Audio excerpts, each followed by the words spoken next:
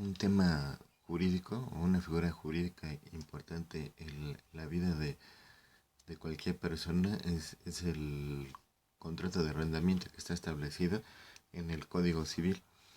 El contrato de arrendamiento, el Código Civil define así al arrendamiento. Hay arrendamiento cuando las dos partes contratantes se obligan recíprocamente, una a conceder el uso o goce temporal de una cosa y la otra a pagar por ese uso o goce en precio cierto. Artículo 2398. De la definición que da el artículo se desprende que el contrato de arrendamiento es un contrato por, por virtud del cual una persona llamada arrendador se obliga a conceder temporalmente el uso o el goce de un bien a otra persona llamada arrendatario, quien se obliga a pagar como contraprestación un precio cierto. El código alude al límite temporal con la frase uso o goce temporal de una cosa, frase que debe interpretarse en el sentido de la temporalidad, no así la literal de determinación previa de la duración, toda vez que el propio código prevé la hipótesis de que las partes no hayan pactado dicha duración, dictando reglas para tal efecto. El pacto por el que se conviene la duración del contrato de arrendamiento por tiempo indefinido es compatible con la naturaleza jurídica de estos actos jurídicos, por implicar una verdadera desmembración de la propiedad, equivalente a la cesión perpetua por largo tiempo, por oponerse a la falta de temporalidad de los términos que está redactado el artículo 2398 del Código Civil. En ese tipo de conceptos o ideas, el Código Civil vigente establece un límite de duración de los pactos arrendaticios, pero solo cuando estos contratos recaen sobre inmuebles. Además, distingue plazos distintos según si los bienes inmuebles están destinados para habitación, para comercio o para industria. El legislador no prevé la hipótesis respecto del plazo máximo que puede sujetarse un contrato de arrendamiento sobre inmuebles. Por tanto, las partes contratantes tienen la más amplia libertad para fijar el plazo de duración del arrendamiento, pero siempre teniendo presente el requisito necesario de que haya un plazo. Se destaca también que este tipo de figura jurídica maneja en el contrato de arrendamiento que el arrendador se obliga a conceder temporalmente el uso o goce al mismo tiempo de un bien. Así tenemos que si el contrato se pactó solo respecto del uso del bien, el arrendatario podrá disponer de él conforme a lo convenido o conforme a la naturaleza y destino.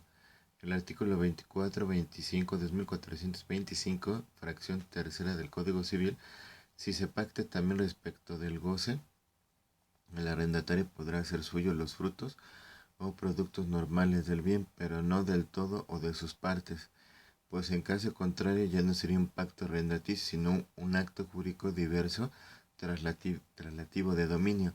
En la doctrina se señala también como una nota específica del arrendamiento la proporcionalidad del precio con el tiempo de duración del contrato, añadiendo que el precio se calcula por unidades de tiempo, ya sea hora, día o mes, trimestre, semestre, año. La proporcionalidad del precio se regula en los artículos 2426 y 2429 del Código Civil. Por regla general, la ley o la doctrina extranjera se reserva el nombre de arrendamiento para el contrato que recae sobre inmuebles y se da la designación de alquiler al contrato que recae sobre bienes muebles. En el Código Civil de 1884 se consagra esta terminología y hasta llega a distinguirse el contrato de arrendamiento del contrato de alquiler, como puede fácilmente comprobarse consultando los capítulos 1 y 4 del título 20 del libro tercero de dicho Código Civil, que se refieren respectivamente al arrendamiento y al alquiler o arrendamiento de cosas muebles. El artículo 3034, colocado en el capítulo 5 del citado código, dice: pueden ser materia de este contrato las cosas o la cosa, muebles no fungibles que estén en el comercio. Así el Código Civil de 1984 extremó la situación al grado de poner por un lado el contrato de arrendamiento y por otro el de alquiler o arrendamiento de cosas muebles. El Código Civil vigente aunque conservando una reglamentación especial para el arrendamiento de cosas muebles, suprime ya esa terminología y esa distinción, pues considera como arrendamiento tanto al que recae sobre bienes inmuebles como al que se refiere a bienes muebles. El contrato de arrendamiento, como todos los contratos de derecho patrimonial, cumple con una doble función económica y jurídica. La función económica consiste en proporcionar a una persona que no puede, que no quiere o no le conviene adquirir la propiedad de una cosa, el uso o el goce de esta. Desde ese particular punto de vista, el arrendamiento viene a ser sustituto de la compraventa. Jurídicamente, el arrendamiento satisface la función de poder transmitir el uso o goce de las cosas y en ese sentido viene a integrar el grupo de los contratos por los cuales se enajena o se transmite el uso de las cosas. El arrendamiento es un contrato consensual o se perfecciona por el mero consentimiento sin que requiera la entrega del bien. Bilateral, pues surgen obligaciones correlativas al cargo de ambas partes, al artículo 1836 del Código Civil. Oneroso, porque se estipulan los provechos y gravámenes recíprocos, pues si se entregase el bien sin contraprestación, es decir, a título gratuito, no se trataría del arrendamiento, sino del comodato, artículos 1837 y 2497 del Código Civil. Conmutativo, porque las prestaciones que se deben las partes son ciertas desde que se celebra el contrato, de tal suerte que ellas pueden apreciar inmediatamente el beneficio de la pérdida que les causa este artículo 1838 del Código Civil. Principal, ya que existe y subsiste por sí mismo porque tiene su propia finalidad jurídica y económica, pues no depende de otro contrato o de otra obligación preexistente para existir. No necesita de otro contrato o obligación para existir, es por regla formal solamente los arrendamientos sobre bienes cuya renta no pase de 100 pesos anuales pueden celebrarse de forma verbal. Todos los demás contratos de arrendamiento deben celebrarse por escrito. Artículo 2406 del Código Civil. La falta de esta formalidad se imputará al arrendador. El Código Civil alude al límite temporal, artículo 2398, ya que hay que interpretar en ese sentido la temporalidad más bien que en el literal de determinación previa de la duración, toda vez que el propio código prevé la hipótesis de que las partes no hayan pactado dicha duración dictando reglas para su terminación. Artículo 2398, párrafo segundo del Código Civil. La temporalidad del reglamento no ha existido siempre. En el antiguo derecho francés se admitían los arrendamientos perpetuos o vitalicios. En el Código Civil de 1984 no se fijaba el límite o término a la temporalidad del arrendamiento. En el Código Civil vigente, el legislador se preocupó que la temporalidad fuera característica esencialmente natural, esto con un fin práctico de no sustraer del tráfico económico los bienes sujetos a arrendamiento para que sea demasiado prolongado. El pacto por el que se concreta un contrato de arrendamiento por tiempo indefinido es incompatible con la naturaleza jurídica de estos convenios, por implicar una verdadera desmembración del dominio o por oponerse a la falta de temporalidad en los términos en que está redactado el artículo 2398 del Código Civil. Existen varios varias especies de contrato de arrendamiento.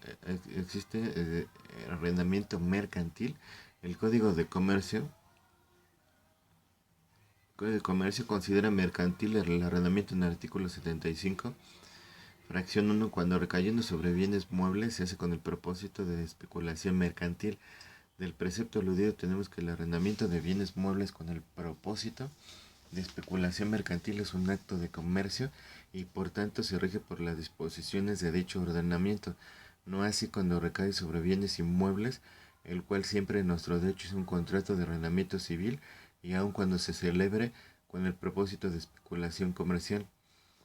Es importante señalar que independientemente de que una o ambas partes contratantes haga del comercio su ocupación ordinaria, si bien el arrendamiento es un inmueble, siempre se estará en presencia de un acto jurídico que se rige por las leyes civiles y el juez competente para conocer y decidir de dicha controversia es un juez del arrendamiento inmobiliario de la Ciudad de México. La vía idónea para dirimir tal controversia es la vía de controversias en materia de arrendamiento inmobiliario prevista por el Código de Procedimientos Civiles en los artículos 957 a 968. Así lo han considerado los tribunales en los siguientes criterios jurisprudenciales. Una jurisprudencia que menciona a continuación es arrendamiento de inmuebles naturales civiles del contrato. No solo el Código Civil regular la hipótesis del arrendamiento de locales destinados al comercio establece de manera expresa el carácter civil del contrato, pues ese carácter también se desprende de la fracción 1 del artículo 75 del Código de Comercio, que reputa mercantiles únicamente los alquileres verificados con propósito de especulación comercial de mantenimientos, artículos, muebles o mercaderías, sin comprender el arrendamiento de inmuebles, y la fracción segunda del mismo artículo que se refiere a inmuebles solo menciona las compras y ventas con el propósito de especulación mercantil, sin incluir los arrendamientos de fincas o bienes raíces. Por tanto, al no haber sido calificados estos últimos actos como de comercio por la ley mercantil, se evidencia el propósito del legislador sobre este particular. No puede argumentarse en contra de lo expuesto, aduciendo el texto de las fracciones 20 y 21 del artículo 75 citado, pues aunque es cierto que en principio se presumen mercantiles las operaciones entre comerciantes, expresamente se exceptúan los casos en que derivan de una causa extraña al comercio, o sea de naturaleza esencialmente civil. En un arrendamiento de inmuebles naturaleza civil del contrato, el contrato en virtud del cual una sociedad mercantil recibe en locación un inmueble con el fin de poder llevar a cabo en él su actividad lucrativa, no es un acto de comercio. En efecto, el artículo 75, fracción 1 del Código de Comercio no comprende como actos de ese índole los arrendamientos de bienes inmuebles, bienes raíces por su sola, pero pues solo reputa como tal los alquileres efectuados con propósito de especulación comercial respecto de mantenimientos de artículos de muebles o mercaderías, en tanto que la fracción segunda del citado precepto, que se refiere a inmuebles, únicamente señala como actos mercantiles las compras y ventas de esta clase de bienes cuando se hagan con ánimo de especulación comercial, pero no incluye los arrendamientos. No puede argumentarse en contra de lo que establece las fracciones 20, 21 y 26 del repetido precepto legal. Por una parte, porque aunque cuando es cierto que en un principio se presumen mercantiles las operaciones que celebran los comerciantes, expresamente exceptúa los casos en que se derivan de una causa extraña al comercio, o sean de naturaleza esencialmente civil, como el contrato de arrendamiento que, conforme al numeral 2306 del Código Civil del Estado de Jalisco, puede referirse a fincas destinadas a habitación, al comercio o al ejercicio de una industria o a la agricultura, y por otra parte, en virtud de que el arrendamiento de inmuebles solamente puede considerarse como acto de comercio si en él concurren las características comunes a todo acto mercantil, como lo es, entre otras, que el acto se realice con propósito de especulación comercial, como sucede por ejemplo cuando el inmueble se utiliza para estacionamiento público, para el salón de baile, para subarrendarlo, lo que no ocurre con el arrendamiento de un inmueble destinado al uso de una empresa cuya especulación de ninguna manera forma parte de su objeto social. En el arrendamiento administrativo, esta especie de arrendamiento se refiere al artículo 2411 del Código Civil, que preceptúa los arrendamientos de bienes nacionales, municipales o de establecimientos públicos. Estarán sujetos a las disposiciones del derecho administrativo y a lo que no estuviera en las disposiciones de este título. El arrendamiento es administrativo sin importar la naturaleza de los sujetos, cuando los bienes objeto del contrato pertenecen a la Federación, a los estados o a los municipios y están sujetos a las disposiciones del derecho administrativo y solo en forma supletoria se aplican las disposiciones del Código Civil. El arrendamiento financiero. La Ley General de Organizaciones de Actividades Auxiliares del Crédito regula este contrato en los artículos 25 y 27. Artículo 25. Por virtud del contrato de arrendamiento financiero, la arrendadora financiera se obliga a adquirir determinados bienes y a conceder su uso o goce temporal a plazo forzoso por una persona física moral, obligándose esta a pagar como contraprestación, que se liquidará en pagos parciales según se convenga, una cantidad de dinero determinada o determinable que cubra el valor de adquisición de los bienes, las cargas financieras y los demás accesorios, y adaptar al vencimiento del contrato alguna de las opciones terminales a que se refiere el artículo 27 de la ley. Al establecer el plazo forzoso a que se menciona el párrafo anterior, deberán tenerse en cuenta las condiciones de liquidez de la arrendadora financiera en función de los plazos de los financiamientos que en su caso haya contratado para adquirir los bienes. Los contratos de arrendamiento financiero deberán otorgarse por escrito y ratificarse ante la fe de notario público, corredor público titulado o cualquier otro fedatario público, y podrán inscribirse en el registro público de comercio a solicitud de los contratantes y perjuicio de hacerlo en otros registros que las leyes determinen. El artículo 27. Al concluir el plazo del vencimiento del contrato, una vez que se hayan cumplido todas las obligaciones, la arrendataria deberá adoptar alguna de las siguientes opciones terminales: la compra de los bienes a un precio inferior a su valor de adquisición, que quedará fijado en el contrato. En caso de que no se haya fijado, el precio debe ser inferior al valor de mercado a la fecha de compra, conforme a las bases que se establezcan en el contrato. Al prorrogar el plazo para continuar con el uso o goce temporal, pagando una renta inferior a los pagos periódicos que venía haciendo conforme a las bases que se establezcan en el contrato. A participar con la arrendadora financiera en el precio de la venta los bienes de un tercero, en las proporciones y términos que se convengan en el contrato. La Secretaría de Hacienda y Crédito Público, mediante disposiciones de carácter general, está facultada para autorizar otras opciones terminales siempre que se cumplan los requisitos señalados en el primer párrafo del artículo 25 de esta ley. En el contrato podrá convenirse la obligación de la arrendataria de adoptar de antemano algunas de las opciones antes señaladas, siendo responsable de los daños y perjuicios en caso de incumplimiento.